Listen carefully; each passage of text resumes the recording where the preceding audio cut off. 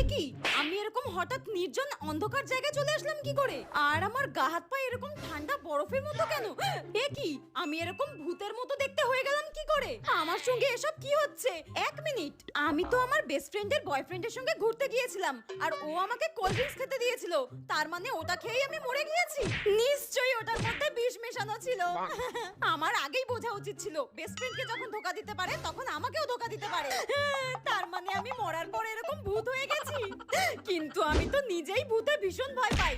এক মিনিট, আমি তো নিজেই ভূত হয়ে গেছি, তাহলে আমি কেন এখন ভূতকে দেখে ভয় পেতে যাব? মরেই যখন গেছি আর একবার যখন ভূত হয়েই গেছি, তাহলে কেন না মানুষদেরকে ভয় দেখানো যাক, কারণ এখন তো আমিই এখানকার ভূতেদের রানী। এই তোর আগে থেকে আমরা 100 বছর ধরে এই গাছে রয়েছি, আর তুই একদিন এসে আমাদের ভূতেদের রানী হবি? দেবদেবী সোজা তাল গাছে পাঠিয়ে। না না, আমি এখানেই